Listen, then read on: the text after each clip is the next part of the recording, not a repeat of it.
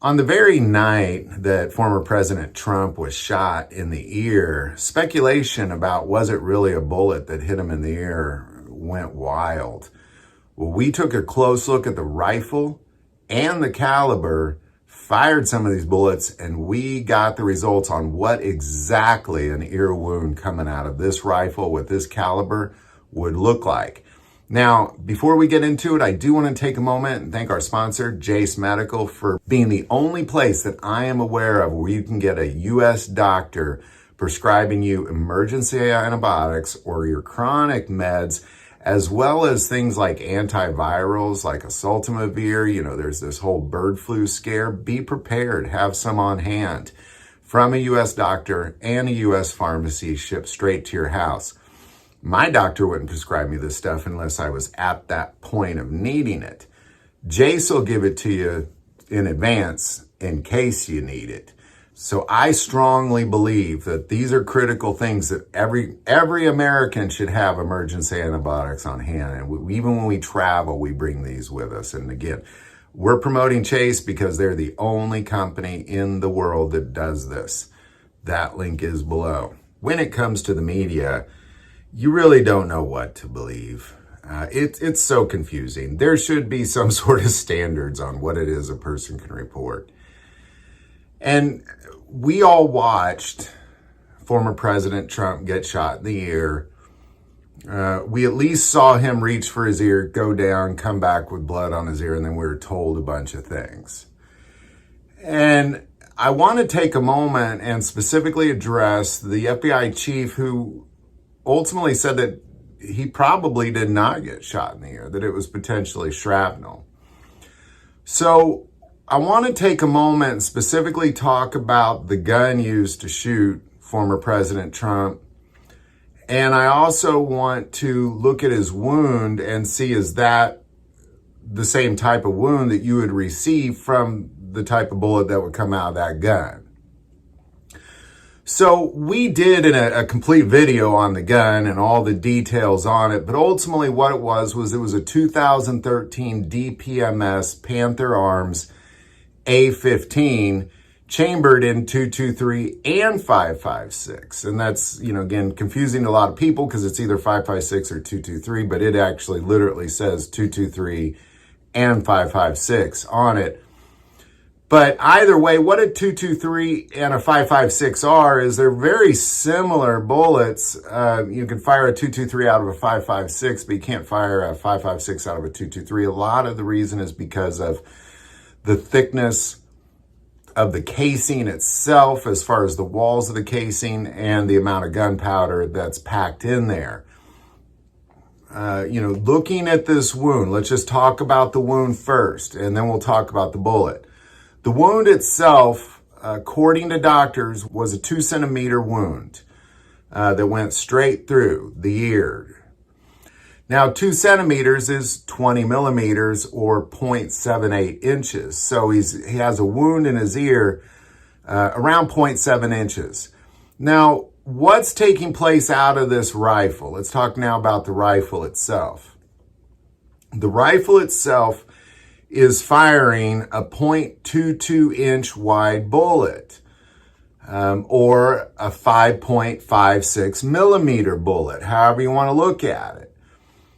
And the wound, when it's fired out of this particular rifle, and this rifle comes with a 1 1/8 inch twist, meaning it's twisting that bullet one time every 8 inches. So there's a full rotation of that bullet every 8 inches. So by the time it leaves the 16-inch barrel, it's already rotated twice.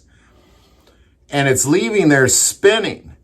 And it's going to go direct. It's not tumbling. A lot of bullets might tumble as they shoot.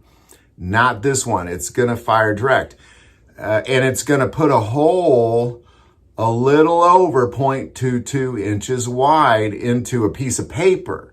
So here's that exact rifle. Here's me shooting that exact same rifle with 5.56 ammo in it. And this is ultimately what it does in paper. Now, if you compare that to the president's wound, ultimately it's putting a hole in a paper a little over 0.28 inches wide. Obviously, if it hits something thicker, it's going to rip it a little bit more because it's going to get through. That's for sure.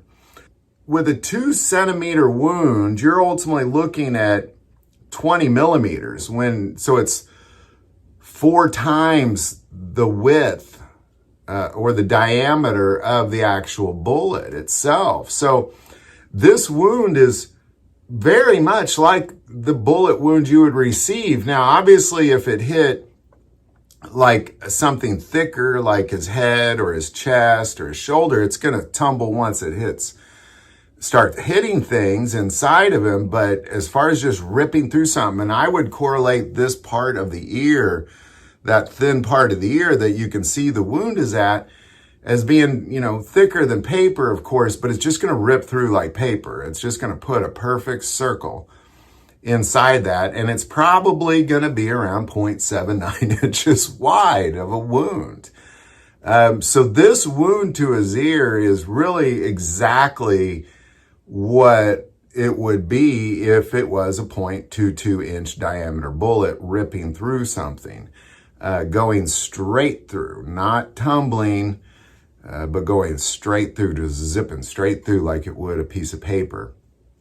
And that's ultimately what you have. So, in the end, I'm not a doctor. I didn't look at his wound personally, even if I was.